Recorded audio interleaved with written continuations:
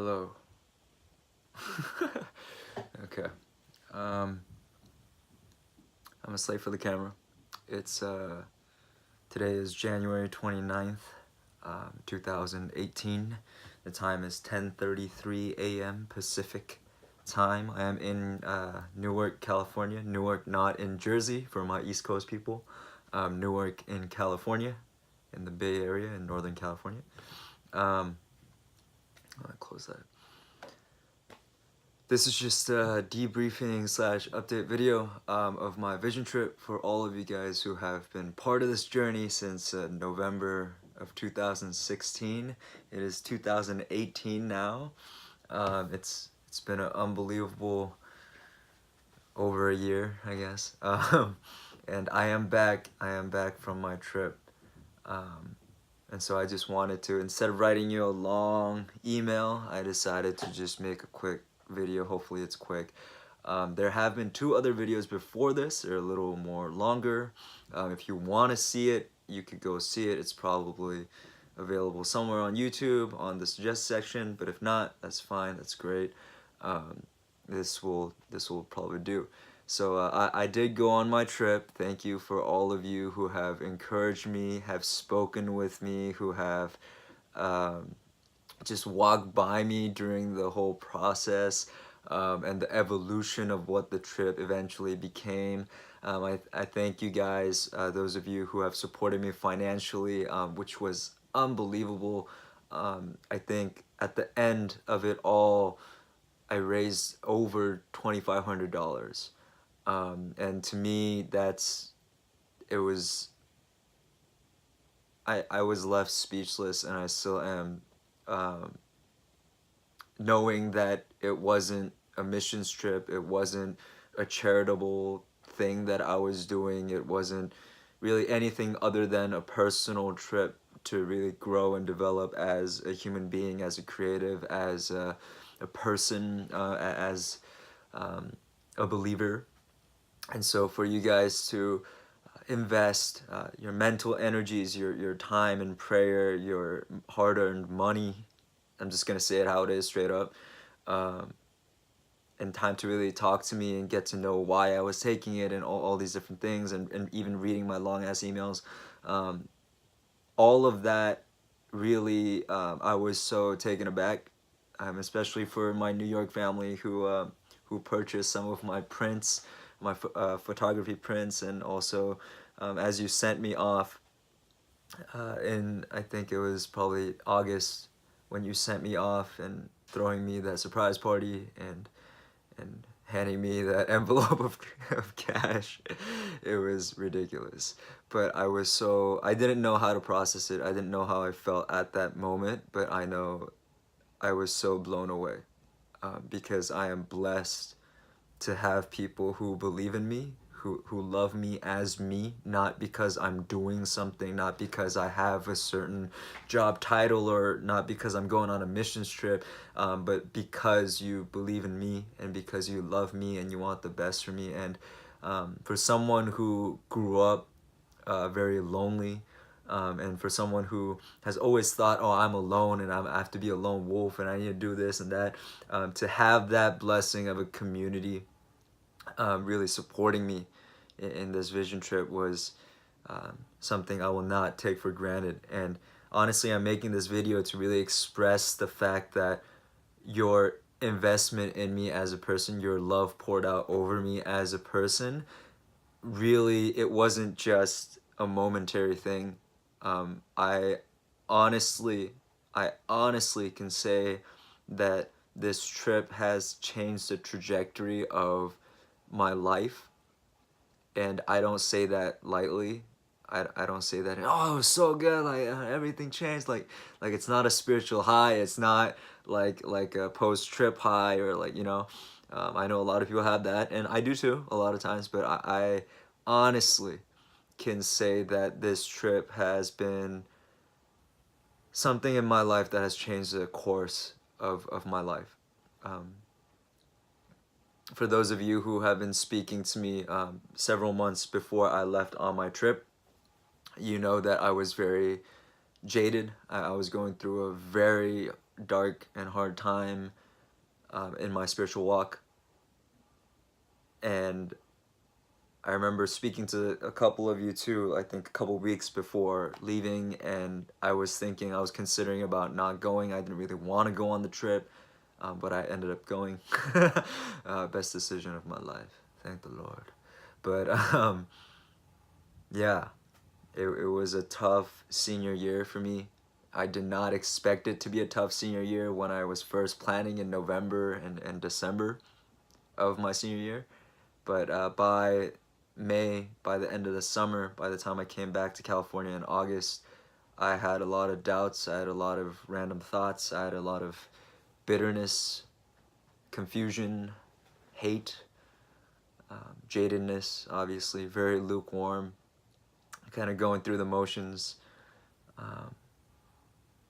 And honestly, there were moments when I thought to myself, I might not walk out of my time in New York as still a believer,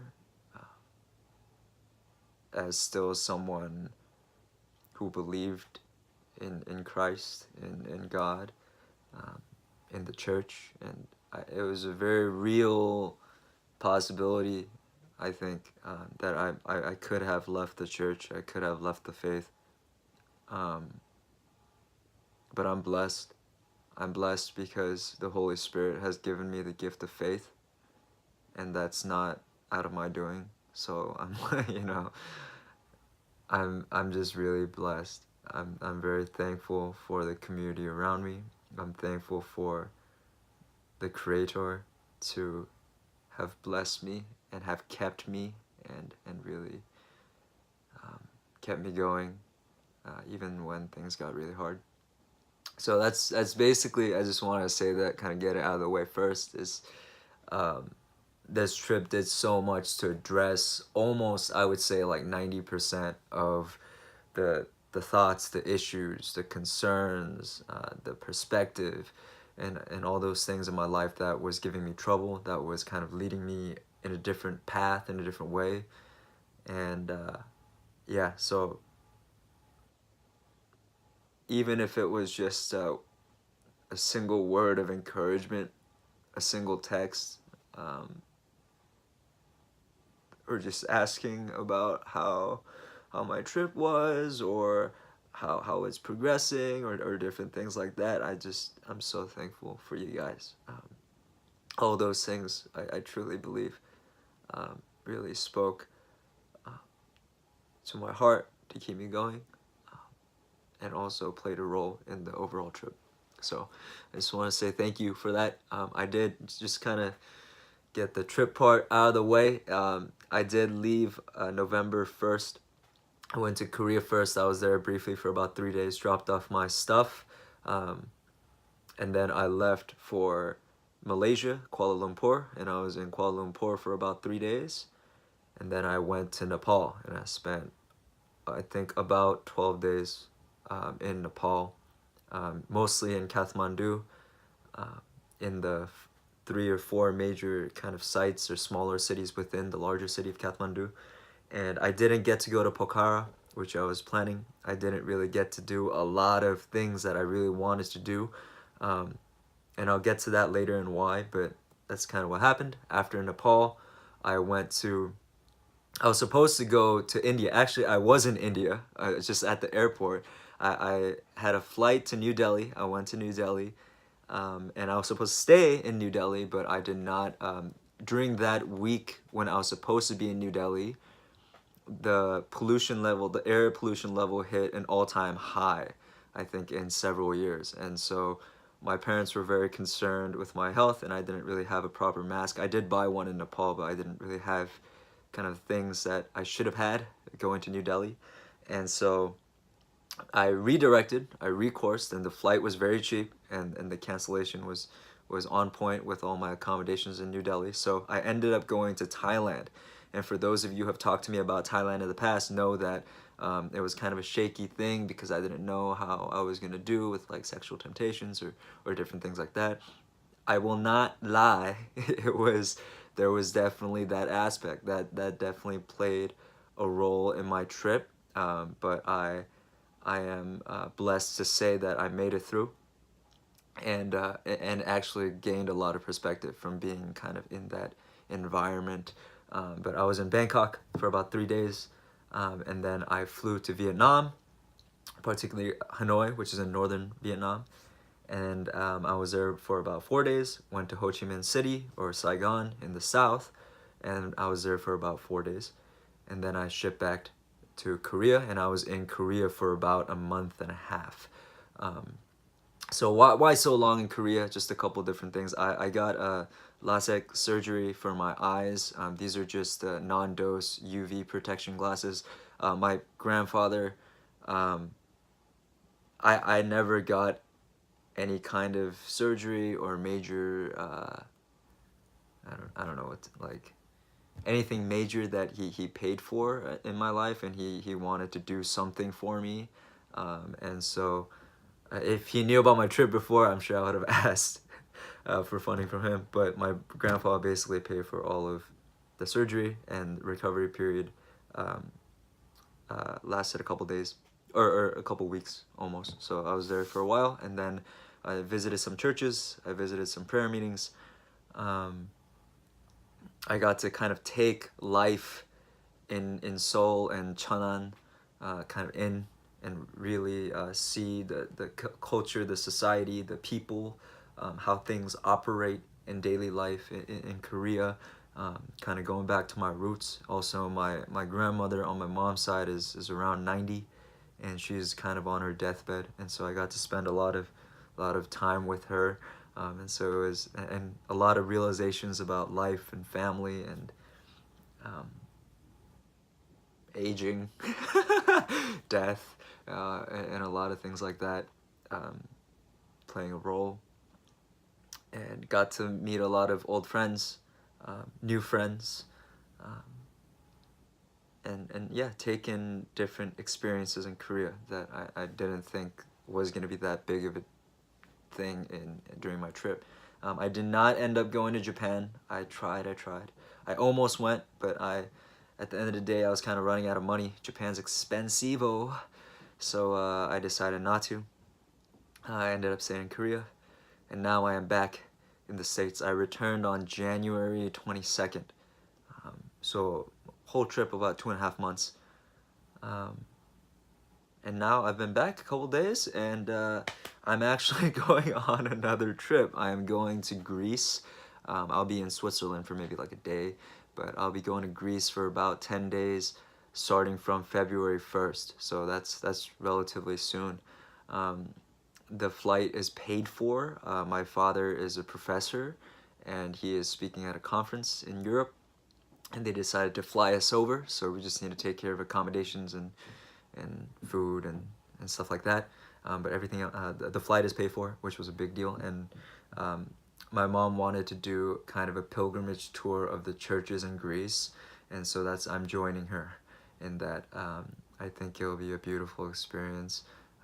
Not ideal that I'm leaving again so soon, but when you get the opportunity, you just gotta grab it and run with it. So I'm doing that in a couple days actually. And then once I get back, it's just life update stuff. I just want you to know where I'm kind of headed. Once I get back on the 11th, and then I have a flight to New York on the 14th of February. Valentine's Day. I know, I'm so romantic. But I'm going to New York on Valentine's Day. I am there indefinitely. One of the big things that God had spoken to me during my trip is a heart to return to the city where I went to college for 4 years. And I don't know exactly why.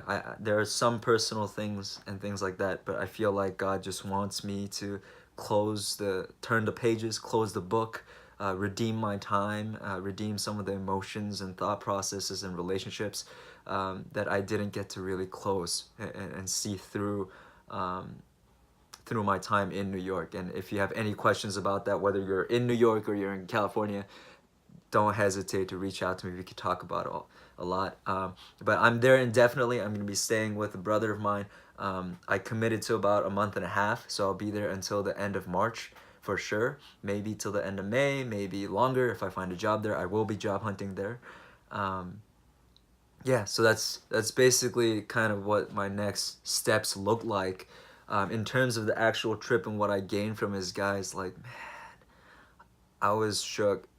And when I was making this video, I was thinking about, all right, what do I talk about? Like, what do I say? All these things. But at the end of the day, it's not facts that I memorized from my trip. It's not, you know what I mean? Like, it's so hard to fully articulate in a video. It's so hard to fully articulate in picture captions.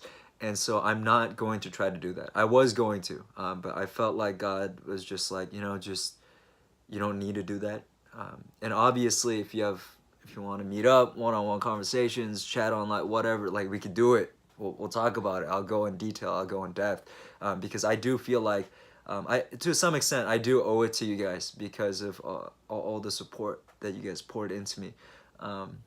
So I'm so open to doing that. But at least for the general update, I will just say that this trip has been a cure to my perspective in life and my outlook in life and how I see God.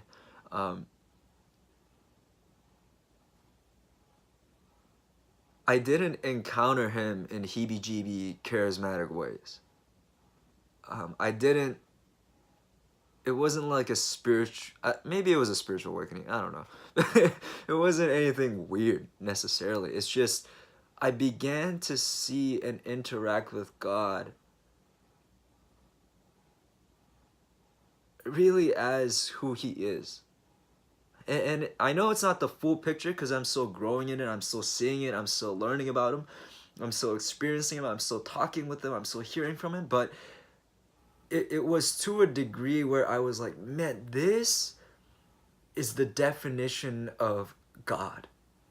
And really, these days, one of my favorite characteristics or names of God is Creator. So I call him Creator all the time. And I am blessed because out of the realizations and the revelations that came from his identity as the Creator, I understand that I am his creation. I am a created thing. And yet he loves me so much. And to really see the gospel within that context of he is divinity himself. He is creator. He is God. And I am a created thing. And that creator would become created thing because he loves me so much and wants me to be with him is it's something I grew up hearing and learning about and reading about, but it was different. It came to life during my trip. In every way, in my conversations, in my encounters with people of other faiths, in my just looking at the sunset. Honestly, God, looking at sunsets in Nepal it was the most holy moments ever in my life. Like, it was insane. And seeing nature, seeing people just do life. My thoughts, doing a lot of writing. I got to do a lot of creative things. I sketched a lot. I wrote a lot. Even in Korea, a lot of creative juices were flowing. Yeah, so it was crazy. I really feel like I developed as a creative. I took a lot of pictures, obviously. And I developed as a creative, as a child, as knowing my place in relation to God and other people, other human beings. I got humbled so much and continue to be humbled now. And just blessed by the international church, the missionaries I got to meet, the people, the Christians, not even missionaries, just the Christians that live there in those places, not all the places, but in Nepal and Vietnam in particular. Being able to visit churches and houses of prayer was such a privilege and an honor and something that has humbled me. But once again, I don't feel like I'm on a Christian high or anything like that. I just feel like all the experiences, thoughts, changes in perspective, widening of my perspective, and all these things have become just ingrained into my being and who I am. And so I've been throwing away that false cultural theology within the church of, oh, I need to like memorize everything and I need to hold everything and I can't let it go and I need to protect it. No, like everything that I gained from this trip has become part of who I am. It's not facts. It's not things I need to hold on to. No, it's already part of me. And as I live life now that I'm back, when I was in Korea because it's a little more westernized, as I live life, I'm seeing, okay, this is how I need to apply this. This is how it just comes out now that I've had these previous experiences during my travels, and so in a way, it's kind of come full circle and it's just become part of who I am, how I see my life, how I see the church, how I see God, how I see other people, how I see people outside the church, how I see my place in society, even in Western contexts, even in liberal contexts and conservative contexts. I love the church. And I don't know what else to say. Um, it's been it's been wild. It's been amazing, and I'm blessed. I've never been so at peace, never been so content in my life. And if you know me, I don't say stuff like I'm blessed. Like that's not something that I used to say in the past, but I honestly, not just as lip service, not just as a Christian lingo, I feel blessed. I'm content. I am at peace. Uh, I am growing in peace. I am growing in contentment, and I am growing in my knowledge of my own blessedness in Christ Jesus, in relation with the Creator. But up till my understanding, at least till now, up till my experience until now, and how I'm feeling currently, how I'm thinking currently, how I'm living currently, I am. Um, so yeah, and if you know me, I've struggled with depression basically all my life, and I had a hard time. I always have a hard time. I never say I'm doing well. I always say I'm okay, or not so well, or horrible. Rarely, especially those of you who have known me for a while, rarely do I say I'm doing well, or I'm happy, or I'm at peace. And so I am at that place, and it's crazy because there's so many. It's my life is unstable right now. I don't know what the hell is going on. I'm going to New York in faith because I feel like that's what God drew my heart to do. I'm going to Greece just because the opportunity just opened itself. And everything's unstable. I'm unemployed. I am broke as F because I took this trip, and obviously all the money that I saved up has gone here. Even my going to New York, I barely got my parents to like give me half of what I need, kind of, to get it going. Um, and yeah, and I don't come from a wealthy family. We're, you know, we're not horrible. Obviously, in Nepal, that paradigm just got destroyed. But um, uh, we're like lower middle class, right? But I am blessed. Thank you to my parents who have always valued travel and experience over saving money, or spending it on material things. They have always pushed me to go travel. When I got an internship in Munich a couple years ago in Germany, or maybe that was, yeah, a couple summers ago, they pushed for that real hard, knowing that it was unpaid, knowing that they had to take a front on a lot of costs, um, or things like that. And so they've always pushed for me to go and really explore and do life outside of familiar context. And I always feel like I come to life, even in short distance travels, like when I was in New York, when I took trips to Boston or Toronto or Philly or DC. Always, always God speaking to me. Um, and I really feel like I come to life. In terms of life and what I'm doing next and everything, God wasn't very specific. Um, I feel like he gave me little bits and pieces of what it might look like. He enlivened dreams and passions and possible ideas for the future, and even just some askings. Um, but beyond that, he did not give me step-by-step instructions, which I'm completely fine with.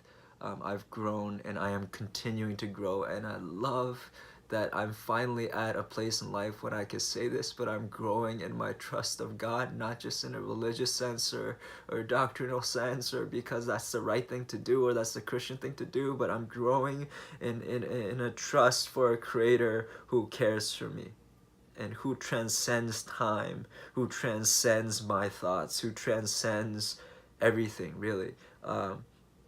Someone who has me in his hands, someone who holds my hands when I need holding, someone who is constantly present and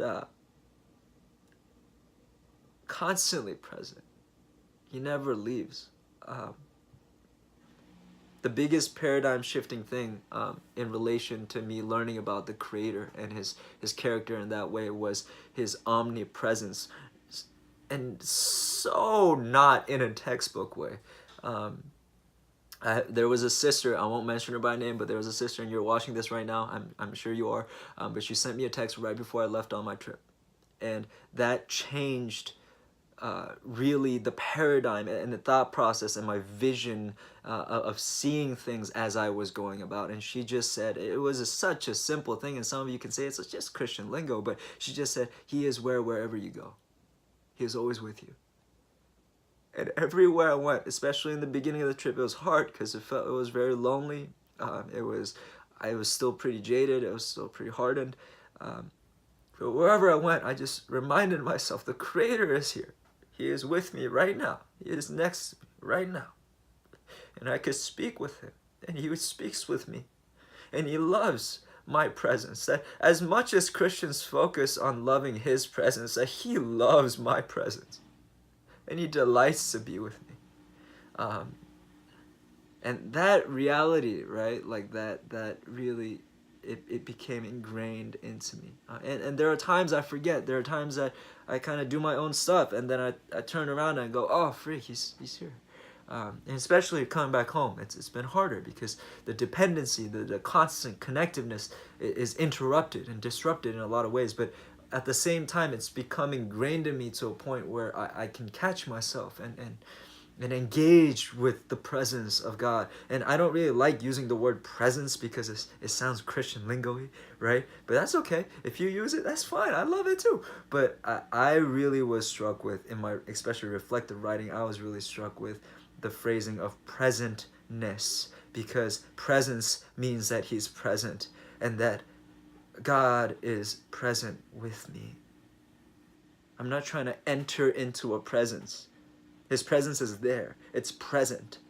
And so I love his presentness with me. Always present. Always speaking. Always listening. Always embracing. And so that's been a paradigm shifter. That's been it has blown my mind, and it has restructured and shaped my faith and the way I interact with God, the way I walk with him, the way I trust him, the way I have received his love for me, the way I am growing in my love and affection for him. Because he's sexy. He's mad sexy. But that's about it. It's closing in on 30 minutes. I did not intend for this to be this long, but those are just snippets. It might have been kind of crazy and hectic, but I think this is just a lot better than writing you a long-ass email. So this is what it is. Do not hesitate to reach out to me. I might be a little MIA for the next 10 to 15 days because I'll be in Greece. But once again, I'm coming to New York. So if you're in New York, please hit me up. East Coast, Beast Coast. hit me up, and then we can meet up. We can talk about these things. If you're on the West Coast, we can video chat still. I'll come back eventually, I'm sure. And I will keep you updated. Thank you again so much for loving me. I'll just leave it at that. Thank you for loving me. Yeah, love you, family.